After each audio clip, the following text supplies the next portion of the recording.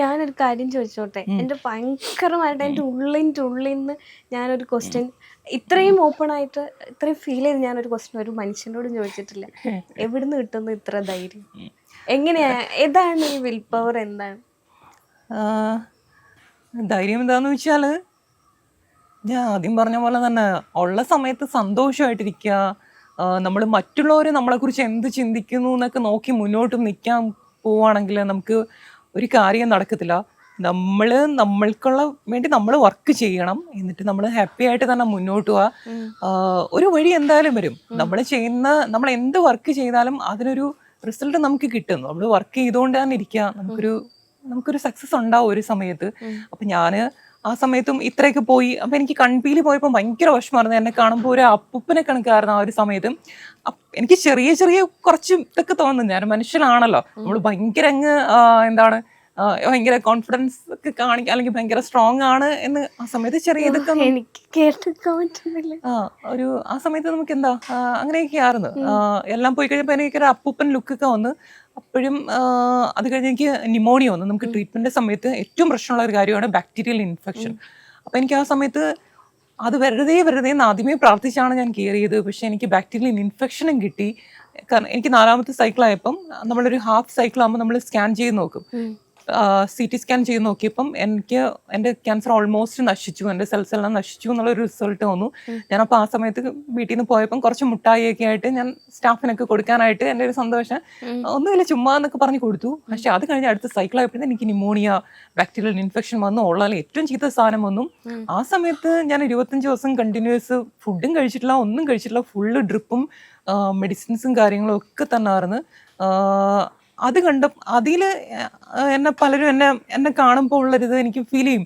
കാരണം എന്തോ ആൾക്കാർക്ക് എന്തോ ഞാൻ പോക്കാണോ, കാരണം ഈ ഇൻഫെക്ഷൻ വന്നു കഴിഞ്ഞാൽ വലിയ പാടാണ്. ചിലരൊക്കെ എന്നെ ഒന്ന് കണ്ടിട്ട് എന്നെ കാണുമ്പോൾ ഒരു ചിരിക്കാത്തോളൊരു വിഷമിച്ച ഫേസ്, എപ്പോഴും എന്നോട് കളിച്ച് ചിരിച്ച് നിൽക്കുന്ന നഴ്സന്മാരും ഒരു ബ്രദറും ഒക്കെ വേറൊരു ഇത്. പിന്നെ ഒരു സിസ്റ്ററൊക്കെ വന്നിട്ട് വൈകിട്ടായപ്പോൾ എൻ്റെ അടുത്ത് കയ്യിൽ ഇങ്ങനെ പിടിച്ചിട്ട് അപ്പോൾ എനിക്ക് ഭയങ്കര ഫീൽ തോന്നി. എടാ, നമ്മൾ ഇത്രയൊക്കെ സർവൈവ് ചെയ്ത് വന്നില്ലേ, നമുക്ക് ഇനിയും പറ്റും, നമുക്ക് നോക്കാം എന്നൊക്കെ പറഞ്ഞപ്പോൾ എനിക്കൊരു വല്ലാത്തൊരിതാണ്. ഒരു വിഷമം വന്നു. പേടിയൊന്നും വന്നില്ല, പോന്നെങ്കിൽ പൊയ്ക്കോട്ടെ. ഞാൻ ആ സമയത്ത് 32 വയസ്സാണ്.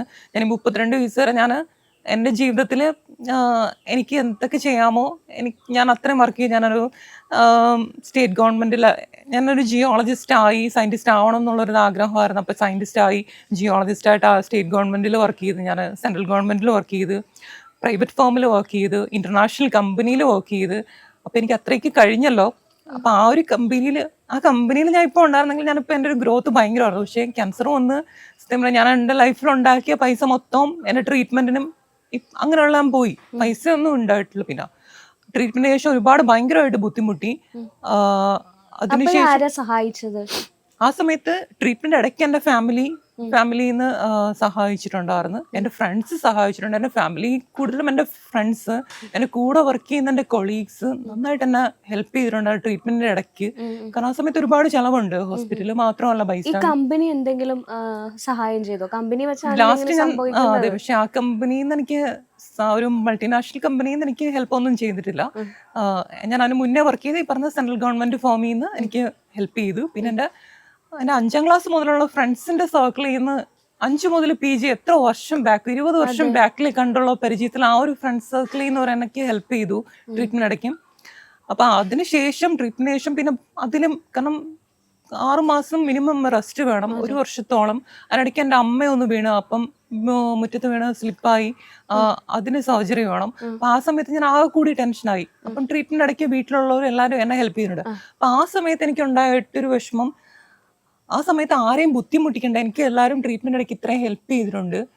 അപ്പം ഞാനിങ്ങനെ വിചാരിച്ചു, നമുക്ക് സോഷ്യൽ മീഡിയയിൽ ഞാനൊരു വീഡിയോ ചെയ്യാം. ഞാൻ എൻ്റെ മൈൻഡിൽ ആ സമയത്തുള്ളൊരു തോട്ടെന്ന് വെച്ചാൽ, അങ്ങനെ ഹെൽപ്പ് ചെയ്യുന്ന ആൾക്കാരുണ്ടല്ലോ, അങ്ങനെ ഹെൽപ്പ് ചെയ്യാനുള്ളൊരു മാനസികാവസ്ഥ ഉള്ളവരുണ്ടല്ലോ, അവർ എന്തെങ്കിലും ആ സമയത്ത് അങ്ങനെ ഹെൽപ്പ് കിട്ടട്ടെ എന്ന് വിചാരിച്ച് ഞാനൊരു വീഡിയോ ചെയ്തു. നിവൃത്തികേടുണ്ട്. അപ്പം ഞാൻ ആരെയും വീട്ടിലുള്ളവർ ബുദ്ധിമുട്ടിക്കണ്ട, എനിക്ക് ഫ്രണ്ട്സായാലും വീട്ടിലുള്ളവരും തന്നു, അങ്ങനെ സോഷ്യൽ മീഡിയ അങ്ങനെ ഒരു ഇതാണല്ലോ. അപ്പം ഇത്രയും കഷ്ടപ്പെട്ടാണല്ലോ ഞാൻ വന്നത്, ആരെയും പറ്റിക്കാനോ ഒന്നും അല്ലല്ലോ. അപ്പൊ എനിക്ക് ഇങ്ങനെ ഒരു സിറ്റുവേഷൻ ഞാൻ അങ്ങനെ ചിന്തിച്ചു. പക്ഷെ എൻ്റെ ഒരു കസിൻ പറഞ്ഞ് പഴയ ആൾക്കാർക്ക് ഒരു പക്ഷെ അങ്ങനെ അറിയാഞ്ഞിട്ടായിരിക്കും, ഇപ്പോഴത്തെ ആൾക്കാർക്ക് ചിന്തിക്കുമ്പോൾ ഇതൊക്കെ നടക്കുന്ന കാര്യമാണ്, ഇതിൽ ഒരു പ്രശ്നമില്ല, ഹെൽപ്പ് ചെയ്യാന്നുള്ളൊരു മലയാളികൾ പൊതുവെ ഹെൽപ്പിംഗ് മെന്റാലിറ്റി ഉള്ള. ഇപ്പൊ ഞാൻ അതിനുശേഷം പറഞ്ഞിട്ടുണ്ട്, ഈ ഒരുപാട് പേഷ്യൻസിനെ എനിക്ക് അറിയാലോ, 50 ലക്ഷം 60 ലക്ഷം ഒക്കെ ആവും അവർക്ക് അടുത്ത ഫ്യൂച്ചർ ട്രീറ്റ്മെന്റ്. ഞാൻ പറഞ്ഞു ഞാൻ അവർക്ക് കൊടുക്കുന്ന ഒരു ഇൻസ്പിറേഷനും കൂടിയാണിത്. നിങ്ങൾ ഒന്നും കൊണ്ട് പേടിക്കേണ്ട, നിങ്ങൾക്ക് പൈസ ഇല്ലെങ്കിൽ നമുക്ക് സോഷ്യൽ മീഡിയ ഉണ്ട്, അവർ സഹായിക്കും. നമ്മളുടെ നാട്ടിൽ കേരളത്തിലുള്ളവർക്ക് അങ്ങനെ ഒരു പ്രത്യേകതയുണ്ട്, സഹായിക്കാനുള്ള മാനസികാവസ്ഥയുള്ള ആൾക്കാരുണ്ട് എന്നൊക്കെ ഞാൻ ഇങ്ങനെ അവർക്ക് പറയൂ. അപ്പൊ ഞാൻ പറയാണ്, ഇങ്ങനെ എന്താ ഒരു മൊമെന്റിൽ അങ്ങനെ ചെയ്തു പോയി, ആരും ചെയ്തിട്ടില്ല തന്നിട്ടില്ല എന്ന് ആള് പറഞ്ഞിട്ടില്ല, പക്ഷെ ഒരു മൊമെന്റിൽ അങ്ങനെ ചെയ്തു പോയി, അങ്ങനെ ചെയ്യാനാണ് തോന്നിയത് എന്ന് പറഞ്ഞു. അതൊരു ജെന്യുവൻ ആൻസർ ആയിട്ട് എനിക്ക് തോന്നുന്നത്. നിങ്ങളും അത് മനസ്സിലാക്കുമെന്ന് വിചാരിക്കുന്നു. ഇപ്പം ആളുടെ ഫ്രണ്ട്സോ റിലേറ്റീവ്സോ ഇപ്പം മനസ്സിലാക്കാത്ത ആരെങ്കിലുമൊക്കെ കാണുവാണെങ്കിൽ അദ്ദേഹം ആ സർവൈവിങ് പീരീഡിൽ അങ്ങനെ ചെയ്തു പോയി എന്നുള്ളതാണ് ഇല്ലേ? അതെ, അത് ആ സമയത്ത് ഒരുപാട് അങ്ങനെ സിറ്റുവേഷൻ ഒരുപാട് കഷ്ടപ്പെട്ട് തന്നെയാണ്. ട്രീറ്റ്മെന്റിന് ശേഷം ഒരുപാട് മാനസികമായിട്ട് ബുദ്ധിമുട്ടിയിട്ടുണ്ട്.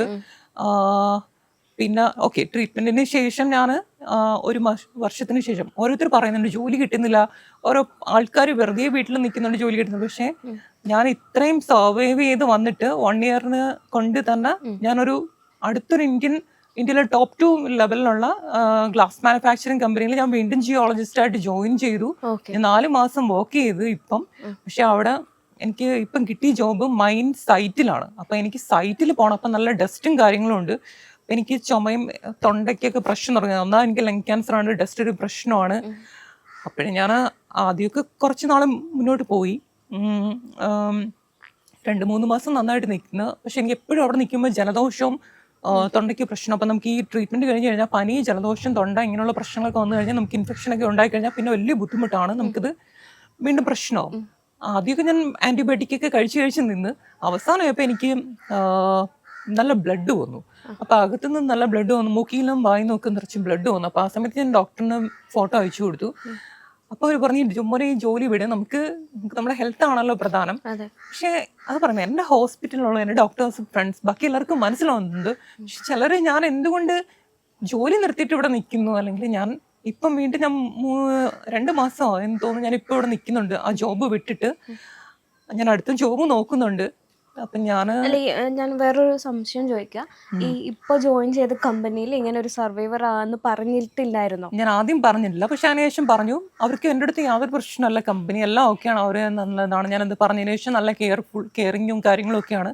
പക്ഷെ ഞാനപ്പം എനിക്ക് സൈറ്റിലാണ്, സൈറ്റിൽ ജോബ് ഞാൻ അതിന് റിക്വസ്റ്റ് ചെയ്തു, എനിക്കൊന്ന് ക്വാളിറ്റി കൺട്രോൾ ബേസ് അല്ലെങ്കിൽ ഓഫീസ് റിലേറ്റഡ് ആയിട്ട് എന്തെങ്കിലും തരാമോ എന്ന് ചോദിച്ചു. പക്ഷെ അവര് അതിനൊരു, കാരണം അവർക്ക് ഒരു വലിയ ടോപ്പ് കമ്പനീസ് ആണ്, അവർക്ക് അവരുടെ കാര്യങ്ങൾ നടക്കുക. അപ്പം എല്ലാവരും സെയിം റെലവൻറ്റ് എക്സ്പീരിയൻസ് ഉള്ളവരെയാണിക്കും ഫോക്കസ് ചെയ്യുന്നത്. അപ്പോൾ എനിക്ക് അവർക്കിപ്പോൾ എന്നെ കൊണ്ടുള്ള ആവശ്യം സൈറ്റിലായിരുന്നു. അപ്പോൾ അവിടെ ഇപ്പോൾ ഓപ്പർച്യൂണിറ്റി എനിക്ക് പറ്റുന്നില്ലെങ്കിൽ ഓപ്പർച്യൂണിറ്റി ഇല്ല എന്നൊരു ലെവലിലെത്തി.